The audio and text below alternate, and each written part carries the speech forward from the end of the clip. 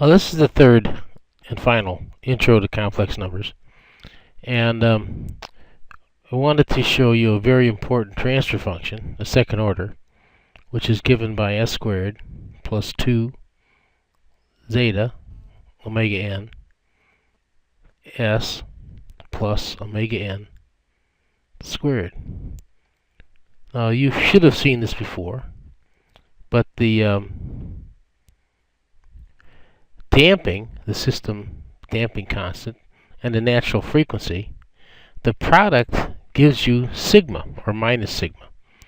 So zeta omega n equals minus sigma for a second order system with complex roots. And here we have the natural frequency as well. And so on the complex plane, if we were to draw a pole, then the length of the pole from the origin would have length omega n. It would oscillate at omega d, which is the y component of the pole, and sigma would be the real part of the pole. So sigma in this case, you see, is a negative number. So sigma equals minus zeta omega n. So if sigma is negative, as shown here, then zeta omega n would be positive. And again, zeta is an important parameter for us. It'll be called the damp. And so we can see, if we have a general second order transfer function, the roots are given by the coefficients 2 zeta omega n and omega n squared. And we can see that in detail over here on the right.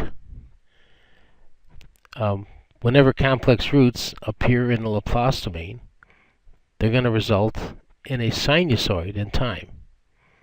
And we can exploit this if we're careful with what we're doing. So if we multiply those two roots together, we can multiply them out, and then here we can see clearly that 2 zeta omega n, right, is equal to minus sigma. And the final term in the second order is a natural frequency. So if you were to expand this in our partial fraction expansion, as is done over here, and evaluate the residue, how do we evaluate that residue? Well, if you remember, we have these two poles. They're complex conjugates to each other around the j omega axis, right? And if I want to evaluate the residue for this pole, P, here, all I have to do is draw a phasor from the other poles and multiply them together. Well, there's only one other pole, and that's the one from P star. And so that pole, which is 2 omega d times j, or 2 omega d e to the j 90 degrees, that pole, now it's in the denominator, so when I put it into the transfer function, it's going to go in as 1 over 2 omega d j. And if I bring the 90 degrees from the denominator to the numerator, I simply change its sign, which is done over here. Now once I have that first residue pole, then by what I did in the previous complex number introduction, I can immediately write the cosine function. I see the cosine function. Once I have the residue, I multiply the magnitude of the residue by 2, and so that's going to give me what? A over 2 omega d. If I multiply this number by 2, I'll get A over 2 omega d. And that A over 2 omega d is going to go here. And the angle for the first residue is simply the angle for the sinusoid, or the cosine function. So the decay rate is given by the real part of the root, and that better be negative if it's going to be stable. Sigma better be negative. And the oscillation frequency is given by omega d. not by omega n now. Don't forget omega d is the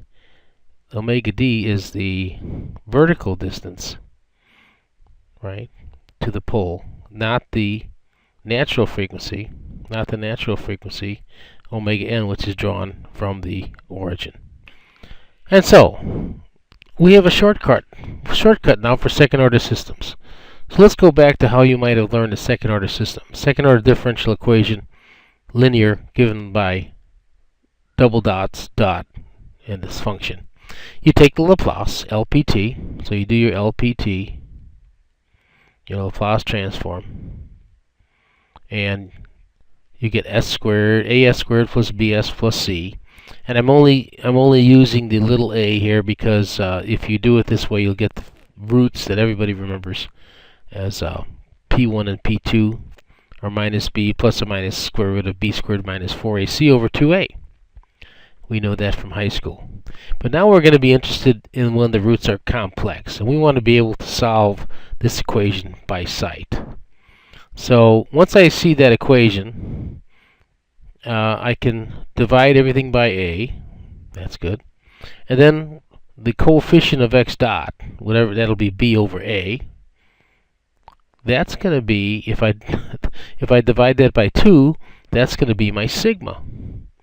So if I divide that by 2, it's going to be a negative of my sigma. So if I divide it by 2, I'm going to get the sigma distance, right, like so, the real part of the root. In this case, sigma is a negative number. And then, again, when I have c over a, that number is going to be omega n squared. And omega n squared will give me the distance from the origin, or omega n. And then I can use Pythagorean theorem to come up with omega d, which is the frequency I will observe this system oscillating at. We always observe omega d. That's why it's called a damped frequency. So if I split up, again as a review, into complex poles, P1 and P2, we know P1 and P2, if they're real, are going to be different. And then we can solve for those with the inverse Laplace, right? Once we solve for the residues for real roots, then these residues will be real numbers, and then the inverse Laplace will just be those residues times e to the pole t. So the residue times e to the pole t, but we will deal with real roots that you can evaluate the residues as shown here for a real system. But if the system is going to oscillate, then we just evaluate the residue for the first pole, and in that case we do that by dividing by the phasor drawn from the other pole. Right? See how we're shortening now, we're making a shorthand form, and that's going to be 2 omega d times e to the j 90. But it's in the denominator. Since it's in the denominator, that the first residue pole is going to be in the denominator, so the residue will be equal to, so the a for the p will be equal to 1 over 2 omega d, and we'll put the e in the numerator by e to the minus j 90 degrees. Our goal here is to identify the cosine function from the Laplace domain for a second order system by inspection. So the shortcut that we're heading for is when we have the inverse Laplace, the ILT. So when we're doing the inverse Laplace, the ILT,